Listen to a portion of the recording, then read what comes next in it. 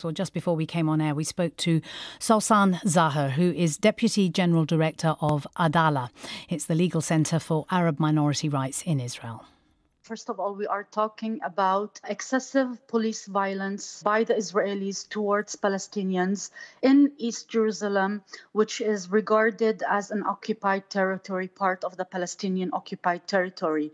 Therefore, there is an extensive obligation on the Israeli police not to exercise excessive force against occupied residents, especially when we are talking about excessive use of force in an illegal way in a mosque against worshippers, not only while exercising violence, but also in an aggressive and insulting way of all the worshippers that are present in the mosque during their prayers. Because we are talking about an occupied territory, the excessive force might amount to war crime under the article of persecution in the Rome Statute. The violence issue is basically a continuation of a policy of persecution against the Palestinians inside of Jerusalem. In what way is it connected to the imminent expulsion of those residents living in Sheikh Jarrah? It's very much directly connected to this imminent, because we are talking about the attempt to forcibly evict and dispossess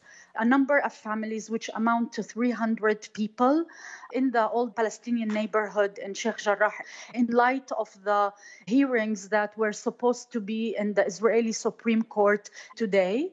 The fact that there was some tension, especially towards the expectation of their loss in the Supreme Court, which would have meant that they would have to immediately be evicted forcibly by the end of this week.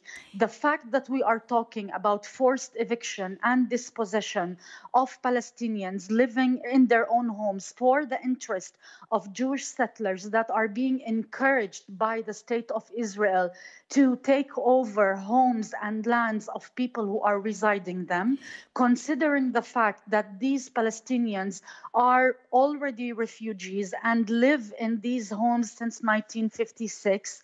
This means that this amounts as well to war crime based on Rome Statute, because it is illegal to forcibly evict local residents in occupied territory, and in parallel to that, to transfer and enable the transfer of people to live in that same occupied territory. Okay, but on a point of law, though, is it not the case that Israeli law allows citizens to reclaim land lost in Jerusalem to Arabs from dating back to the 1948 war? It does not allow Palestinians to do the same. Is that what is going on here? This is exactly what's happening, because after the establishment of the State of Israel, the absentee property law was confirmed, which basically enabled the confiscation of all the property, whether homes and or other mobile property that belong to Palestinian refugees who are not able to acquire basically their property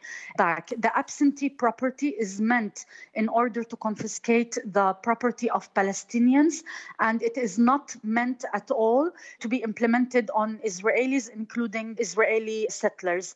And the fact is that this law has also been used in the legal proceedings in order to evict the families in Sheikh Jarrah. We are talking here about a legal system that enables discrimination, enables political persecution as well against Palestinians, whether they are in the occupied territories and whether they are Palestinian citizens inside of Israel. How do you contest that legal right that Israelis have? Because the Israelis will argue we are functioning within Israeli law. Yes, that's clear, and that is what they are claiming in the Supreme Court. And the fact is that this is not the first legal proceeding to reach the Supreme Court against the eviction of other families in Sheikh Jarrah, where they lost because of the dry legal argument that are being based on the Israeli law. But what matters here is the fact of the discrimination in implementing laws, having one legal system or one set of laws that are being implemented in order to harm and violate the rights of Palestinians, and another in order to provide rights and provide benefits for Israelis, including settlers.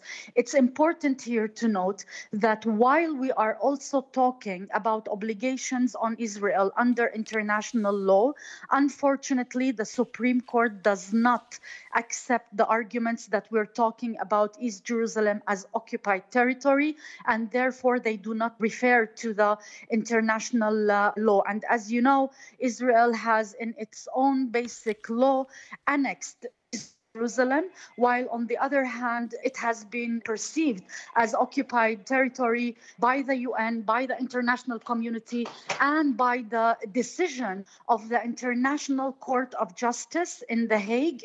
This eviction is in contrast with international law, but also it is in contrast with any kind of a humanitarian need to evict people from their houses. That was Sausan Zahar, Deputy General Director of Adala, Legal Centre for Arab Minority Rights in Israel.